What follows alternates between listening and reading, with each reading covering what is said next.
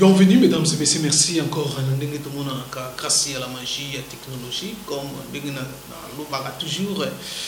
Merci Nabinu partout aux Hollandais. Je crois que notre communauté congolaise, mais ça n'a pas de confiance, vous avez branché sur Vogue News, sur notre chaîne YouTube et sur www.voiceofcongo.net pour vous passer tu es toujours à Masolo, l'actualité est autour, il y a l'arrivée, il y a 15 membres du conseil de sécurité qui na RTC ko s'imprégner dans la situation. Il y a les cas surtout les élections à la République démocratique du Congo. Masolo na mwana mboka problème bumba oyo aza porte-parole de l'Union des Républicains, parti cher et Norbert Olivier, où la opposition radicale. Il y a tout son mécanisme. Et par rapport à y arriver, il y a passage, il y a conseil de sécurité dans le Bokanabiso, et ça passage moko touristique, ou passage moko, et ça bénéfique dans le Bokanabiso. L'impact par rapport à Banger, où tout ça, il y a l'élection. Et surtout l'insécurité aussi aux battre record dans beaucoup d'ambition tout ça la banalise en tout cas sans plus tarder moi de mon amboka pour les Mumba moi de Ousmane je crois que j'ai été vraiment dans ça moi briefing moi une introduction mais tout le monde tout sur le bon l'arrivée passage il y a ce conseil de sécurité dans les Nations Unies il y a qui avoir impact nango sur les plans politiques à beaucoup d'ambition et sécurité à beaucoup d'ambition et quoi que ça la nini tourisme d'autres opinions les tourisme et porter l'autre et répondre à l'autre n'a défié d'abord passage. Merci beaucoup encore une fois de plus de Ousmane kuya ya ba ndeko na biso ya conseil de sécurité ezamba la libosote chaque année bayaka na bango toyebi ndenge bayelaka tango bayaka pendenge bazongaka donc pour na parti cher ya Norbert Luyeye Union des Républicains tozalaka na biso surprise koya na bango pe kozonga na bango parce que toyebaka le tango bazoya bayeli nini kozonga na bango pe bakena nini bayela kinini koya na bango moko balobaki ke toye koyoka pe toye kosala constat yango nde objectif de bango bayelaki toye koyoka pe tosala constat sur le terrain par rapport ya processus électoral oyo ezoko salema na République démocratique du Congo baye pe bazongi mais avant bakende bakutanaki presque na classe politique congolaise bakutani na bandeko ya seni 3 heures du temps ya masolo bakutani na ba ndeko ya opposition républicaine ton institutionnelle bakutani na ndeko Kabila bakutani opposition sauté bazo réclamer que bakutani na bon ba oyo bako réclamer bayebi musala o bango bazo salate pour ne biso to réclamer te et si bakutani na biso puis to pesa qui est important c'était kokutana na biso to mona kimbon et sa routine koya ya conseil de sécurité bayaka bazongaka mais néanmoins na rencontre nyonso bango basali ba masolo elobami makambele elobami mingi officiellement pe officieusement mais biso mingi to intéressaka na oyo elobamaka officiellement te parce que tout ça ba politicien c'est ça biso toyaka kokundola oyo elobami na kati to bimisango to la sa population que tala masolo ba yako sala en réalité yangoyo tout part na déplacement ya ndeko Kabila na New York na lobaki no mokolo mususu awa qui n'a ko expliquer les vrais fondés ou les vrais problèmes il y a réunion où il fallait ça na réunion na et salema quitté et pourquoi ndeko Kabila peut atinaki discours na Nations Unies ndeko Kabila tango kendaki na Nations Unies na lobaki yango awa que ezalaki voyage moko purement diplomatique tango akomaki kuna réunion c'est là qui mais va bloquer pendant 5 jours ça ne vous dit absolument rien pourquoi un président d'un pays qui se respecte session ordinaire il y a Nations Unies et Sili. Mais 5 jours, le président nous sommes il y a 5 jours. Est-ce que à quelqu'un qui n'a cadre de tourisme a visité les États-Unis? Je ne pense pas. Parce que depuis à son pouvoir en 2001, à quelqu'un les États-Unis va les belé, n'a limité que tout le temps à quelqu'un qui passe à la tourisme. Je ne pense pas. Dans le bas qui à quelqu'un qui a ça qui déplacement purement diplomatique. Et tant qu'on a kuna à Koutaïna ba autorité planétaire et belé. Et mingi tant qu'on a na bango et loko moko banda que revenir na ban traité na bango. Osana mandaté. Et loko wana mutu nyonso ya kutana kinango babanda ko rappeler ye osana mandaté. Oh na lobaki mokolo wana awa que discours la kendo ko kutana ngo kuna. Et c'est là qui déclaration au moins na boka Nobel ye uti ko sala dernièrement awa le mois passé tant bimi na prison. Osana mandaté parce que Nobel ye tant bimi prison aye ko rappeler ba congolais. Eh Bobo Sanaki, qui ne Kabila a mandaté, à la rappel la légitimité. Yango pe kuna ba collègue. Yango pe kuna ba rappeler. Akuta ina Guterres, secrétaire général des Nations Unies. Akuta nina asalaki tout akuta na président américain. Mais azwaki accepté. Asali tout sur le plan diplomatique. Yango soit que 5 jours. Azwaki accès okuta na yete. Yango soit que 5 jours. Pe kuna pe Guterres a ebisaki. Kozonga te. Il faut aussi ça makambo yo yelaki yao. Parce qu'il y a une réunion on a été maman na likambo yo laki awa sur le plan diplomatique si les ça yango awa ndeko Kabila tango kindaki asala ki conscient batune ba yebaki que chef tango kekuna akeko sala ba grande concession ndenge basenga ki ye et tango pa koma ki kuna akutana kina ba on fala kutana bango kutana ba Renders akutana Charles Michel akutana Guterres akutana sous-secrétaire d'État chargé aux affaires africaines américaines bas sololi makambe bele ba yebisaki ye tangoye awa et na délai même pesa qui est d'ici le 15 octobre asalani makambona to mona yango réalité nango sur le terrain to mona que oui porte fongwami dialogue basenga qui est pokuna ndimaki donc kuna ndimi dialogue ya kol cadre donc d'ici le 15 octobre de ce mois pesa qui est pesa ouverture ya dialogue pesa ouverture ba yebi ça qui est ayebi ya dialogue je dis bien ayebi yango très bien na ba ninga na yetu ba yebi na ba place oyo tango to kokota na dialogue place où il y a pour concéder à Yebi. Faut concéder awa, concéder awa. Non, solo bana ndenge ba pesa ke 5 jours à Sali, à Koutani na ba grand tête sur monde. Oui. Et puis ba pesi à ça la ouverture d'ici le 15 octobre. D'ici le 15 octobre. D'ici le 15. Oui, d'ici le 15 octobre. À Yebi. Ndeko Kabila. D'ici le 15 octobre, il faut dialoguer côté. Il faut ouverture et salema ya dialogue. À Yebi ouverture à dialogue et salema. Parce que kuna avoué qui élection pour celle maintenant 2018. Ah ouais, c'est que ça va. Les gens le côté de Konanga. La télévision sur le balcon, bakiteye. Non. On a sujet tu vas bodango après. Na si ça nous tuna oyo tuna qui arrivé bande konabisa conseil de sécurité. Bande conseil de sécurité baye bakutani. On continue le 15 au Soukana, le 15 faut mona. Après ma concession. Oui, tout à fait. Date qui va passer qui est d'ici le 15 octobre. D'ici le 15 octobre. Ndeko Kabila tanga wuti kuna aye awa. Avant ce qui peut état major na ye. Politique, militaire et consort, bakutena ki basolo laki. Ayebisi bango oye autaki komona kuna. Mais nayebi que moi résistance ezalaki. Pour ceux qui résistance ezalaki te, je ne pense pas que ndekonanga ko sala makambo ya sala oyo que na ke matadi na yeko za bakiti, na yeko sala boye, on les aventure ndenge na lobaki. Akoti kala komema ba congolais na élection te parce que azana mandat mon côté. Ndekonanga sans mandat et illégitime. Ndenge mo continuer Kabila Zali. Yependeng on a pas sali ndenge ba institution nyonso o ezoko gérer biso par défi, par ignorance, par naïveté du peuple congolais et par complicité.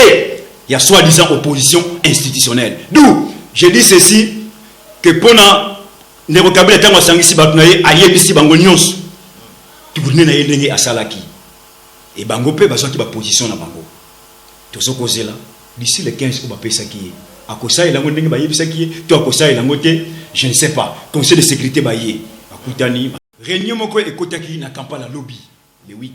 Ba signataire ya accord cadre bakutana ki kuna. Réunion c'est hier gel. Bakutani kuna basali ko fallait basala basoli ko fallait basolola ba suivi ba mesure. Parce que bango pazo c'est la date parce que bango bayebi. Bayebi tout ce qui se passe na masolonioso de Kabila salaki. Donc tout ça c'est là. Date oya yebi ba pesa ki est. Tout ça c'est là. Ouverture à salango. Parce que c'est prouvé noir sur blanc que l'élection na climat oyo et que causer germe de conflit dans mboka. Alors tu sais que senga ba oyo bazo ko accompagner processus oyo ba se désengager avant qu'il ne soit tard. Voilà la réponse na ko pesa yo pour le moment en question tuninga membre du conseil de sécurité ba yaki awa. So le tourisme, ça le tourisme na poto moni là Zougué azoko confirmer le processus, encourager le processus électoral. C'est ça là, mais c'est dans les bons traits derrière lui. Non, maman Nabisowana, maman Leila Ziguri, oui, azali diplomate. Quand on zoloba, faut qu'on soit attentif na maloba diplomate. Abandela ki wapi, asukiseli wapi. Faut qu'on soit attentif, parce que kakaye maman wana lobaki. Maman Nabisowana alobaki boye. Tango ekomaye ke no monisco fallait bokanga bisaka na bino bokenda lobaki nini. Bolingate ke monisco ebima ya kosilika. Kakaye maman wana. Aye li sur le bique non, nous sommes prêts pour les bons offices. Kakaye maman wana. Aye li sur le bique non, nous voulons des élections inclusives. Kakaye maman wana. Aye li nous voulons des élections et ça les mana climat moko apaisé. Kakaye maman wana. Et quand il y a un moment jusqu'à ce que vous prouvez que oui, stabilité et côté de Tokobima. Quand il y a un diplomate, il faut qu'on recense les termes qu'on utilise. Mais en tant que politique, tu as dit que maman a dit que dialogue fallait esalema. Mais ils ont été bonne foi. Il y a des Congolais, les Français, les co-présidents. Il y a des membres du conseil de sécurité qui qui très bien que ce n'est pas Nations Unies qui d'abord, bonne foi, il y a des Congolais. Bonne foi, il y a des Congolais. Ce qui est kimia, kakabino. Ce qui est kimia, c'est la tête. Et ça dépend de quand on a bino. Or, le biso une républicaine, tout l'ingi kimia. Il y a une forme simple dialogue. Dialogue, on a été inclusif. Et dialogue, ce n'est pas n'importe quel dialogue parce que aucune institution n'a un mandat. D'où, tout ça, un document Kabila signé depuis le 24 février 2013 à Addis Abeba.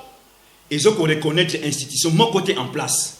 Dialogue, il faut être conforme à document Kabila a signé depuis février 2013. Yango Tolomi était, biso le Tolingi Kimia, Toyaka toujours une voie pacifique.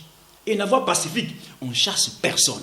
Peut-être que non, mais Nenganini, Ndeko Kabila, a royal sur un dialogue au Wana. Nenganini, Bandeko Nabisi opposition institutionnelle, a royal sur un dialogue au Wana. Balobi bien. Qui mon côté qui non, nous venons. Dialogue je vais évoluer. Personne n'est contre le dialogue. Mais qu'est-ce que je vais gagner? Et ça, banchère, pas tout ça là. Or, le biso banchère, tous les cas étaient à point. Tout là, qui sera déjà noir sur blanc. Dialogue issu de l'accord cadre. Et au dialogue politique issu de l'accord cadre, Norbert Luyeye, candidat président de la République. Donc, en chef depuis 2013, tout là, qui sera tout ça déjà, tout là, qui sera déjà. Pour nous, tout ça, c'est une banchère pour ça la terre. Tout le monde est là parce que tu es baki, qu'il y a place de Zokende, bah institution nyonso oyo, et que ça la source n'a moins à dire. Bien que les élections qu'il y a, la machine à voter, il y a des journalistes, mais on a 20 tonnes, 20 conteneurs, il y a une machine à voter. Le nombre de machines à voter, oui, Ousmane. 19. Après les enquêtes, il y a 12 000 machines, 19 000 machines.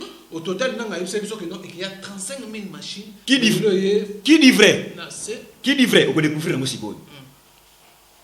Biso Nobel lui a yebisa biso que ceux qui oleki l'habitant de Mickey ou oleki na radio lobaka bo solo pour bazoyo avec beaucoup de sérieux na ba bazoyo kayo. Ndeko nanga nous a promis que d'ici fin du mois de juillet ba biloko no seksa nini tozeli juillet l'équipe pouf. Kalamba passe à la télévision la radio atima kelele o yaza kota IDPS. Alors non août sans faute nyon sekoya tozeli août. Non, nanga passe encore à la télévision en compétition. Basengezi, bangonyos. Baye, non, septembre, sans faute. Nyon sekoya. Et comme ils sont, non, octobre, les 6. 35 machines. Octobre, une partie ekoya. Et puis, 35 000 machines. Soukanango, fin du mois octobre. fin du mois octobre. Mais que dit la loi électorale? Dispatching et Salema pendant combien de mois? 3 mois. Si vous avez fin du mois octobre, ça vous avez combien de mois? Distraction. Et puis nanga azalaki très clair. Tango akutana ki na ba candidat président de la République bango nyonso. Bako sabinoté go fongola matoyi pona zoloba. Voilà. Ayebisaki bango boye. Sur les 100%, souvenez-vous na lobaka yango awa. Sur les 100% ya mbongo fallait nazwa. Jusqu'à présent, une année et demie, ba pesinga kaka 33%. Ole mokolo mususu na lobaki awa, même ndeko na biso muyaya akotaki na lokuta. Na bandoko soyez au sérieux, mais tant qu'à ça la déclaration na longola qui crédibilité pas na ye. Na lobaki les moins sérieux. Comment que soutenir l'insoutenable?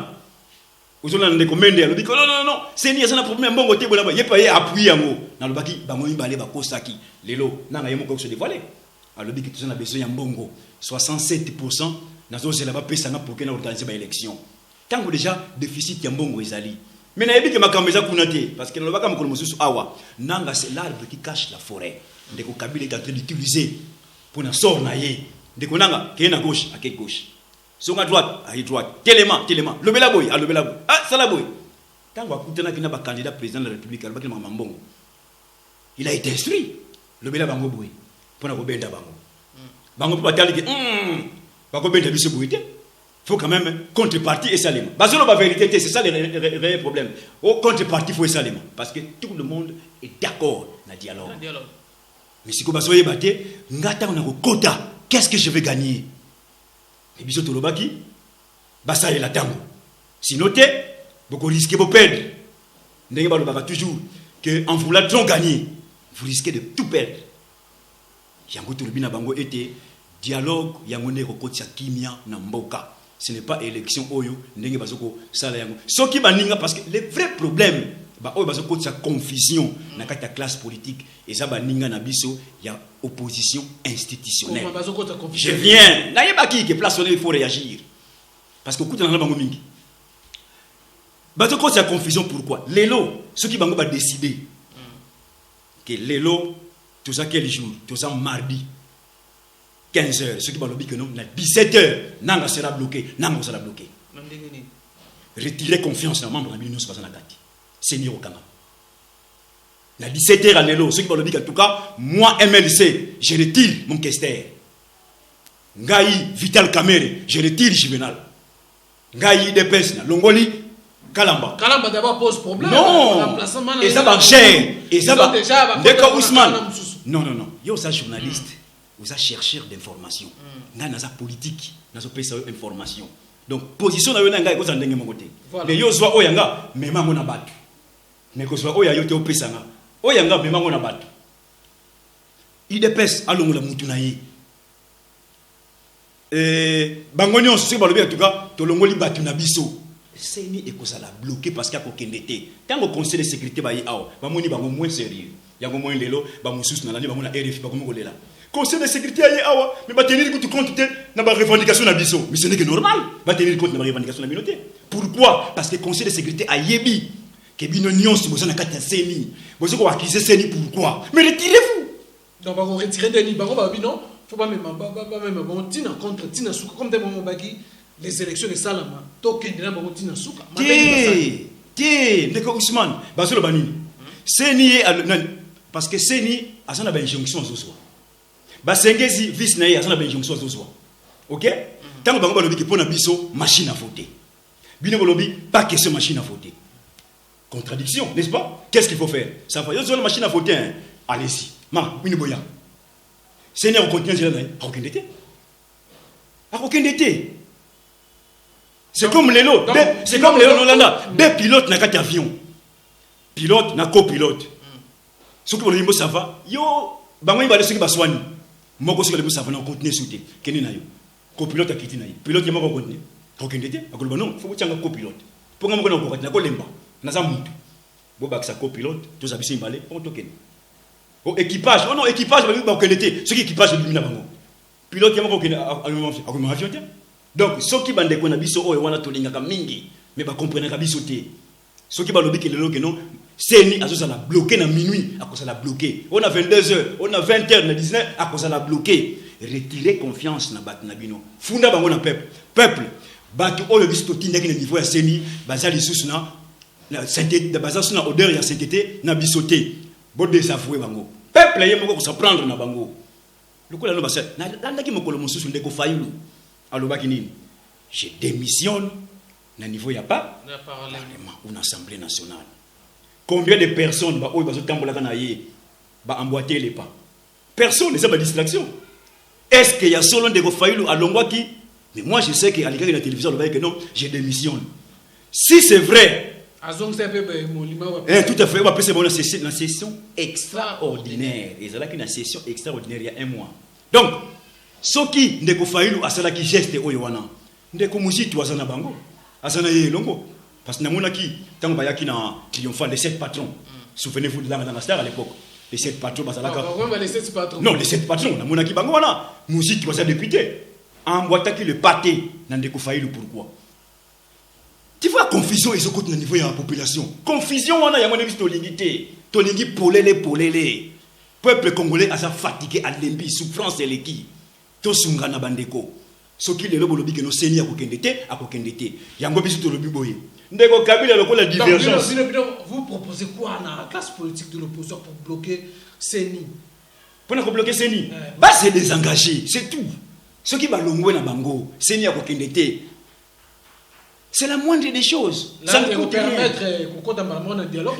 Non, et qu'on permette le machin. Réunion moko et kotaki na Kampala lobby le 8. Ba signataire ya accord cadre ba kutana kikuna. Réunion c'est hier jeune. Ba kutani kuna, ba sali ko fallait ba sala ba soli ko fallait ba solola, ba jupe ba mesure. Parce que bango poison c'est la date parce que bango ba yebi. Ba yebi tout ce qui se passe na ma solonioso de Kabila salaki. Donc tout ça c'est là. Date oya yebi ba pesa qui est. Tout ça c'est là. Ouverture à Salango. Parce que c'est prouvé, noir sur blanc, que l'élection na climat oyo et qu'on cause germe de conflits dans Mboka.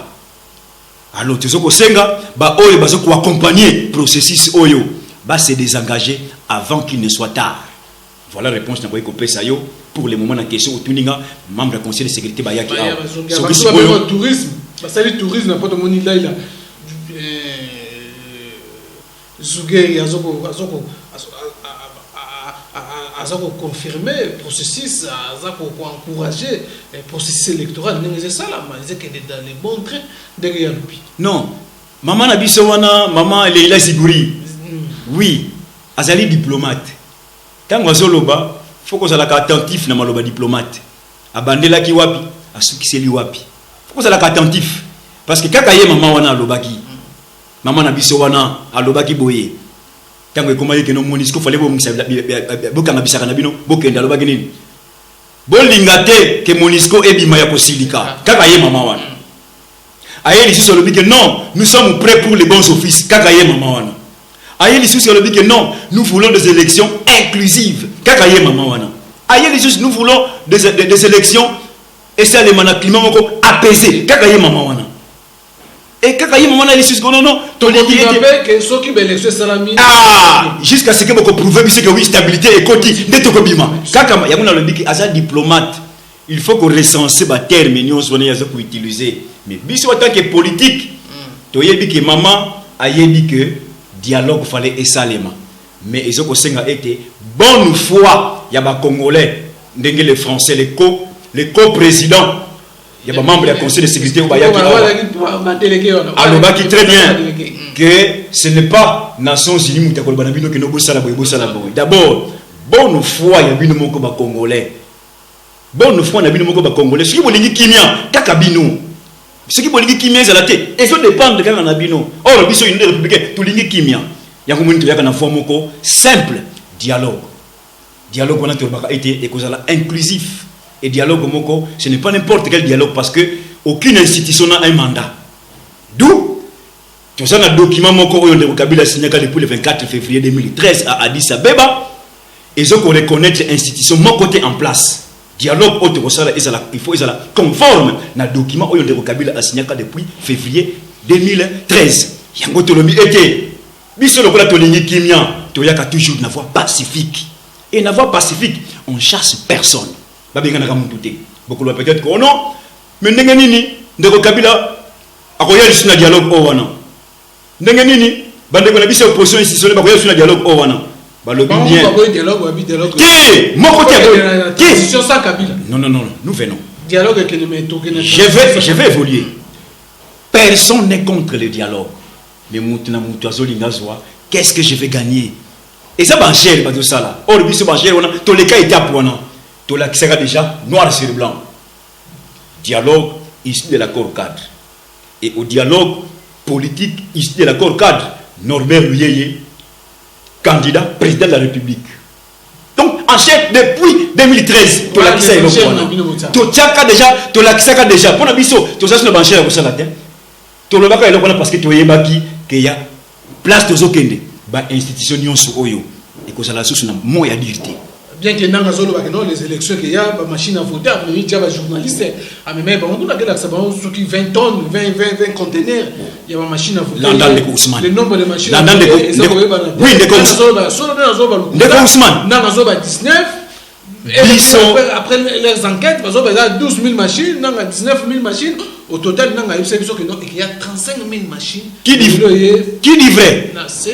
vrai on peut découvrir moi sikoyo biso Nobel Luyeye ayebisa biso que soki oleki na bitando mike oleki na radio lobaka bosolo pour bazwayo avec beaucoup de sérieux na ba oyo bazoyo kayo ndeko nanga nous a promis que d'ici fin du mois de juillet ba biloko eno seksa nini tozeli juillet l'équipe pouf Kalamba passe à la télévision la radio atie makelele oyo za kota IDPS alobi non août sans faute ni on sekoya tozeli août non, nanga passe encore à la télévision en complété pas sengezi non septembre sans faute nous c'est quoi et comme ils sont non octobre les 6 35 machines octobre une partie et quoi et 35 000 machines sous Kanango fin du mois octobre fin du mois octobre mais que dit la loi électorale dispatching et Salema pendant combien de mois 3 mois si quoi fin du mois octobre ça quoi au terrain a combien de mois distraction et puis nanga azalaki très clair tango akutana ki na ba candidat président de la République bango nyonso bako sabinoté bo fongola matoyi pona zoloba voilà ayebisaki bango boye sur les 100% souvenez-vous na lobaka yango awa sur les 100% ya mbongo fallait nazwa jusqu'à présent une année et demie ba presinga kaka 33%. Oyo mokolo mususu na lobaki awa même ndeko na biso muyaya akotaki na lokuta na bando ko soyez au sérieux mais tant que ça la déclaration na longola ki crédibilité pa na ye na lobaki les moins sérieux comment que soutenir les soutenables ozona ndeko mende ya lobiki non c'est ni ça na problème mbongo te bola ye pa ye appuyer yango na lobaki ba moyi balé ba kosaki lelo nanga ye moko se dévoiler a lobiki tout ça na besoin ya mbongo 67% na zo zela ba pesa na pour que na organiser ba élection tango déjà déficit ya mbongo ezali mais na yebi que makambo eza kuna te parce que na lobaka mokolo mususu awa nanga c'est l'arbre qui cache la forêt ndeko Kabila est en train d'utiliser pour na sort na ye ndeko nanga ke na gauche à quelle gauche sur à droite à droite tellement lobela boy à lobela boy ah ça la boy tango akutana kina ba candidat président de la République alobaki na mbongo il a été instruit lobela bango boy pour na ko benda bango pour batali que ba ko benda biso boy te faut quand même contrepartie et salement bazolo ba vérité c'est ça le réel problème au contrepartie faut salement parce que tout le monde est d'accord na dialogue mais si ko bazoye baté ngata on a quota qu'est-ce que je vais gagner et biso to lobaki basa la tango sinon te beaucoup risquer de perdre ndenge ba lobaka toujours que en voulant trop gagner vous risquez de tout perdre yango to lobina bango été dialogue yango ne ko kotia kimia na mboka. Ce n'est pas élection oyo ndenge bazoko sala yango soki baninga parce que le vrai problème ba oyo bazoko tsa confusion na kati ya classe politique et ça baninga na biso ya opposition institutionnelle. Je viens na yebaki que place il faut réagir parce que kuta na bango mingi bazoko tsa confusion pourquoi lelo soki bango ba décider que lelo tout ça quel jour tout ça mardi 15h, ce qui va que non, 17h, Nanga sera bloqué, Nanga sera bloqué. Retirer confiance dans les membres de l'Union Soixante-Quatre. C'est mieux au Kama. Na 17h à l'élo, ce qui va en tout cas, moi MLC, je retire mon questeur. Ngaï Vital Kamere, je retire Juvenal. Ngaï DPS, Longoli, Kalamba. Kalamba d'abord pose problème. Non. Et ça va cher. Et ça va déjà. D'accord, Ousmane. Non. Yo, ça journaliste. Vous êtes chercheur d'information. Nga naza politique. Nazo pesa information. Donc position na yo na nga eko zandenge mon côté. Mais yo soit oyanga mema mona batu. Mais ko soit oya yo te opesa nga. Oyanga mema mona batu. IDPS alongo la mutu na ye. Bango nyonso se balobi en tout cas to longoli batu na biso. Seni ekozala bloqué parce qu'il y a kokende te. Tant au conseil de sécurité ba yi aw, ba moni bango moins sérieux. Yango moins lelo ba mususu na landi ba mona RFI ba komo kolela. Conseil de sécurité yi awa, mais ba tenir compte te na ba revendication na biso. Mais ce n'est que normal. Ba tenir compte na ba revendication na binoté. Pourquoi? Parce que conseil de sécurité a yebi que bino nyonso bozana kata seni. Bozo ko accuser seni pourquoi? Mais retirez-vous. Donc, on va retirer des livres. Non, faut pas même bon tina contre tina souka comme des moments bagi les élections de Salama. Token de la bon tina souka. Tiens, ndeko Ousmane, basolo bani. Seni parce que seni asana ba injonction zozwa. Ba sengezi vice na asana ba injonction zozwa. OK? Tant bango balobi ki pona biso machine à voter. Bino balobi pas question machine à voter. Contradiction, n'est-ce pas? Qu'est-ce qu'il faut faire? Ça va yo machine à voter. Hein? Allez-y. Ma, une boya. Seigneur, on continue à dire, à aucun été. À aucun été. C'est comme les lots. C'est comme les lots. Des pilotes n'a qu'un avion. Pilote n'a copilote. Ce que vous voulez, ça va. Yo, bango il va laisser que baswani. Moi, ce que vous savez, on continue à sauter. Quel est naïo? Copilote a quitté naïo. Pilote, il m'a continué. À aucun été. À quoi non? Faut que tu aies un copilote. Pour que nous continuions, on lemba. Naza mutu. Boba que ça copilote, tous habillés imbalés, on token. Au équipage, oh non, équipage, ce qui équipage de l'imina bango. Pilote, il y a un avion.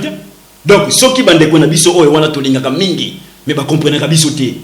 Ceux qui bandent que le lot que non, c'est ni à ça la bloqué dans minuit, à cause ça la bloqué. On a 22h, on a 20h, on a 19h, à cause ça la bloqué. Retirez confiance dans bat nabino. Funda bango na peuple. Peuple, bat oh le biso tinda qui niveau à seni, bazali sous na sainteté, bazali na odeur ya sainteté, na bisoté.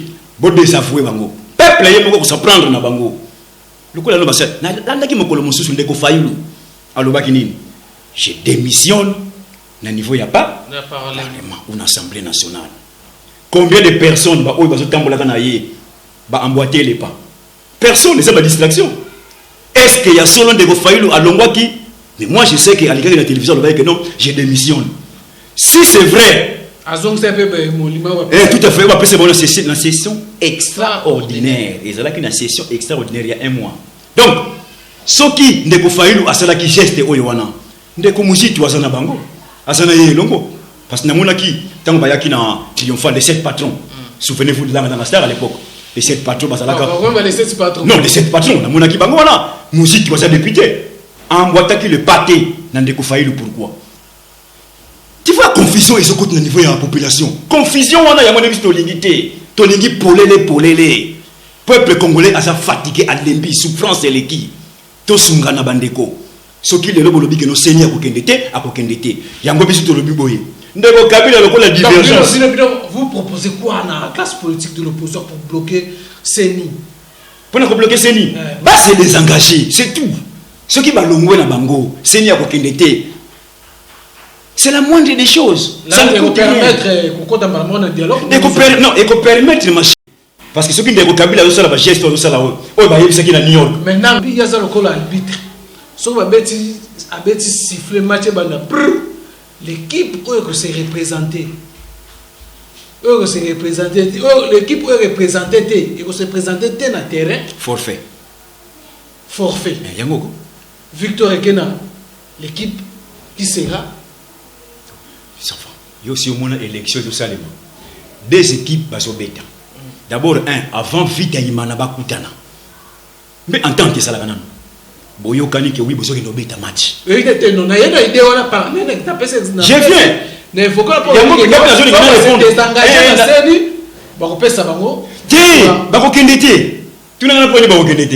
ils ont un sérieux problème. Je dis bien sérieux problème na kati. L'opposition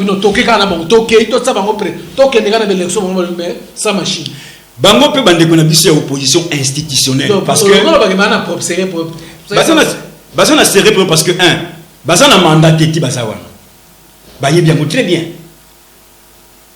Parce qu'on a mandaté. Ndeko Fayulu a dit que non, Assemblée nationale est allée sous mandaté. Moi, Ndeko Fayulu, je démissionne. Tu veux dire oui. Voilà un patriote qui essaie de comprendre. Mais pousser Baninga no mususu ba boiter les pas. Pourquoi parce qu'on boiter les pâtés. Et pourtant bozo sangana binonyoso. Yo pe na carte. Yo on respecter constitution ou bien on respecter ba test. Mais ba oh yo temps bona ba monde ko Fayulu. Bazo respecter ba texte té. Pour on s'accrocher na bango. Bima. Soko kangami na bango c'est que yo pour cela qui peut-être farce. Au lobby de télévision mais en coulisses makamususu. Je ne dis pas que c'est comme ça, mais c'est comme si j'ai l'impression. Il faut que le balikambo pour les ndenge ezali. Ndekonanga azana mandaté. Assemblée nationale ezana mandaté. Sénat ezana mandaté. Président de la République azana mandaté et puis aza illégitime lelo. Basengiye kuna ke kende bo fongola brèche ya dialogue. Kuna andini tangwaye awa. Il commence à marquer les pas. Il y a un problème. Nous vous attendons. Biso, ceux qui voyaient lobby, nous sommes prêts. Ceux qui voyaient n'importe quoi, nous sommes prêts. D'ici les 15, ceux qui ouverture et c'est limité. Qu'est-ce qui va se passer maintenant? Bah oyo, bah sola kinaye, bah mo bayebi. Mais une seule chose, je tiens à rappeler les Congolais. Ndeko Kabila était dans qui pouvoir en 2001. Asala qui voyage à Liboso. Oh yo mingi baye bango société. Asala voyage à Liboso dans États-Unis. Akutana kina à l'époque c'était Bush le fils. W Bush. Ba solo li na ye. Ake alobi boye. Je suis venu remettre le Congo entre vos mains. 3 points de suspension. Na évité réponse ba pesa ki tango loba ki bongo. Alobi na ba américain. Naye ko zongisa Congo na maboko na bino. Oyo nazo ba propos nazo ba oyo et ça écrit na livre oyo Hillary Clinton a outi ko publier. Ba ko tanga ngona je pense qu'il page 41 ou 51 comme ça ba ko tanga ngo o nazo lo quand elle a parlé sur le Congo. Alors tango ake ko zongisa Congo na maboko ba américain. Avant ezaki na maboko nani? Tomituna. Et lelo ekomi na maboko ba nani? Toyebité. Babloka qui est pendant 5 jours na banane na ba américain. Allons-y, non, réfléchissons. Tout ça na makamuna sentiment parce que Congo population congolaise ezoko souffrir. To luka to sauver peuple oyo azana kati ya souffrance. Ezana baninga na biso ya est basoko yoka passe basoko nyo comment. Biso batuza na centre na sud tuzo nyo comment. To luka solution à l'amiable. La situation oyo tozana yango. Pour me résumer, voilà. Na lobby boy. Koya ya bande koya conseil de sécurité bayaki awa et ça voyage moko de routine. Chaque année bayaka. Baye basali constat na bango. Impact nango ezaki ni ezanini. Tango bango baye basolo na ba oyo fallait ba kuta na bango. Batiki pe message. Tango batiki message bakei. Ezana impact. Et ça a un impact sur le plan diplomatique. Et ça a un impact. Peut-être les autres sont mon côté. Mais nayebi que maman na likambo. Finalité c'est là qu'il est lobby na Kampala. C'est trop tôt pour nous dévoiler parce que Kampala oyo Museveni a commis ça ya CRG. Kuna ndema kambebele leki. Donc on a dévoilé on a kanisi la fin de semaine tant qu'on bengi sangal susu na koya ko passer l'union ko na dimisa musisa wana. Voilà mesdames et messieurs, nous sommes à la fin vraiment. Comme une souka, zongele sous beta masolo comme d'habitude. Chaque semaine, on est avec Paul Mbumba pour analyser des questions d'actualité. Il y a beaucoup de surtout les enjeux de l'ère, l'élection, toujours sur la go. Alors, pour tout ça, ça va moi bouquet. Tout le monde dit, je ne sais pas, analyse nous sali par rapport à beta masolo, il y a accident tout ça mana. Congo central, accident salami, transporteur, produit pétrolier, c'est un accident qui doit couvrir, une trentaine, mais aujourd'hui, comme on a 53 morts déjà, habité, comme on a le gouvernement a décrété qu'il 3 jours à ville morte. Non, il y a deuil. Hein? 3 jours à deuil. Il y a deuil national, voilà. Pardon, il y a deuil national, j'allais dire pardon, excusez-moi, il y a deuil national. Le 3e jour, c'est aussi le mardi, le 9. troisième jour, je crois, dans minuit déjà. Deux ici. Mais pourquoi? N'habitez d'abord commentaire nous ça par rapport à l'accident où ça l'a manqué dans la province de Congo central. Merci beaucoup Namutuna Oyo. D'abord, Nazoko pesa ba condoléances dans ba familles éprouvées. Nyonso parce que en tant que ne Congo, et ça qui biso passi na motema ya ko sacrifier population jusqu'à ce niveau. Sacrifier population dans le sens que accident et salamine et sali que non, c'est l'insécurité. Insécurité routière, tout ça. Quand je dis que sacrifice la population, c'est parce que ba disposition tu es à la place Mouba, na yebimboka on a très bien. Et puis même chiffre ko bazo pesa ba kufi c'est peu. Tout ça la bande kokuna partout. Plus de centaines de morts. Ba kufi ebelé. Mais bazo négliger, c'est comme si Congo to se plaît ba kufa. Ninga bazo pesa la c'est comme si il y a eu rien. N'est-ce pas presque rappelé Bakoufi na Est. Oh, 10 personnes Bakoufi. Oh. Mais des morts, c'est beaucoup. Tout le monde c'est la première fois. Tout le monde a déclaré. Salami va déclarer deuil national. Confusion non. Comment est-ce que chaque jour. Chaque jour. Oui, il y a un mobile de lobby. Oh. Pour aller au Congo central. Pourquoi va décréter deuil national dans le Congo central? Mais ailleurs, va décréter deuil national, pourquoi? Politique, il y a deux points de mesure. Il fallait d'abord un deuil national na Beni. Parce que avant accident, il y a niveau il y a Congo central. Tu en as dit d'abord un cortège moko et bandeko kende bako et Congo central et comme il y a niveau à Kasangulu et tout au moins 3 personnes toujours kaka bango ba autorité cortège yango to yokaki to tangaki to soit plus information que il y a moi si ndeko Kabila moi si naye abandeko kende Congo central cortège naye et tout ba tumisatu ba c'est notre bonne information. Mais étant donné que nous sommes partout, les membres de l'Abisso et Kasangulu, ils peuvent information. Tu dis, ah bon, merci. Mon côté reçoit espace, il y a le fils la télévision, la radio, mais tout ça. Il y a instance, un modèle, la Voice of Congo, tu ressens la tête, Kolobela Yango. Et vous me répétez, si tel d'abord il faut identifier matricule. Numéro matricule, il y a si tel Newana. Et ça, il y a nani, il faut identifier Yango. Et là, il y a nani. Parce qu'il y a un responsable de l'entreprise pétrolière, il y a Sika, il y a Bissoté, il y a Bissot et Tambolaka, il y a signaux partout. Qui vous a demandé? Est-ce que ça y a une enquête pour le noté? Enquête, ils ont ouvert déjà. Mais, à la patience, à la enquête ici là. Pour est-ce qu'il y a une enquête ici là? C'est ça aussi le problème. Pourquoi c'est précipité pour le Bagnon? On les a Bissoté. C'est là où il y a l'angoisse sur roche. Je me suis interrogé en tant que né Congo. Je me suis interrogé dans ce sens-là. Mais le global qui est banquette et salami. Total, mais banquette à Congo n'a pas ça. Donc vraiment, et c'est là qui se passe accident.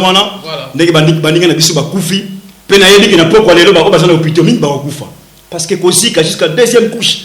Troisième, non, c'est trop. Tu sais vraiment, Nzambe, atia le boko na baninga oyo, bazana ba hôpitaux vraiment. Ça la compassion naïe parce que ça passe dans mon thème plus de centaines de morts bateau bongo bateau bakara bateau mais banda couper incendier voilà et mingi basa ba paysan ba faire dans commerce de bango basalaka bango nyonso comment les endommager. Ça fait mal mais n'a pas regretté na politique il y a 2 poids 2 mesures ngana kanisa ki que bako banda d'abord ko décréter deuil national na baninga na biso ya Beni. Deuil national na baninga na biso na niveau ya est ndenge bazo kufa kuna ba ils ont une routine ba kufa na bango donc c'est comme ici et comment pays mususu donc c'est comme si kuna ba sentir que non baza sous éligible était baza sous na électeur était bon la Congo central non na Congo central ba longola mutu makanisi wana parce qu'une force tranquille ils sont na terrain mokolo élection et ko salema ba longola makanisi na Congo central to ko na ba voix. Ce qui passe dans ma caniswana, balongola eloko ma caniswana mitu na bango. Balongola parce que Moussala, le travail de fourmi, et c'est ça les man au niveau du Congo central, en ce qui concerne les élections. Bah quand c'était que non, l'Union des Républicains, le la côte qui m'a soulé en côté, que tu gagnes minongo. Tu sais, il y a le moment venu. Tant que nous avons hier, à peu près, goya ba élection. Ni beaucoup se manifester pour le moment. Bolien dans le bangobongo. Le jour J, tant que lui, allons aux élections. Voilà, mesdames et messieurs, merci. Nous sommes à la fin. Merci Nabino Sobosoki du Bakou Rolanda Bisso. Merci Napiska Swanga qui derrière la caméra. Pour que vous image la qualité qui toko. Merci na Bruno Kalonda, le député national de Tchango. Et si des Suisse, tu es pittori, ma sorte de bêtise. Bruno Kalonda, tu es l'élection. Je m'en peux dire que l'élection est en mode. Mais pression car en négalobi, pour retirer Gagaba. Le délégué n'a pas eu pour bloquer vraiment très bien. Pour tout le monde, il peut aussi organiser les élections en format na bangope. Donc c'est pas où qu'on lancer c'était prochainement la campagne contre la machine à voter parce qu'on sensibiliser dans nous bateau. Donc voilà. Merci Nabil Nyoso, et l'actualité, prochainement, dans le numéro Moussou, restez toujours branchés sur www.voiceofcongo.net. Abonnez-vous massivement sur notre chaîne YouTube VOC News. Là, on aura les informations en temps réel. En tout cas, portez-vous bien. Bye bye.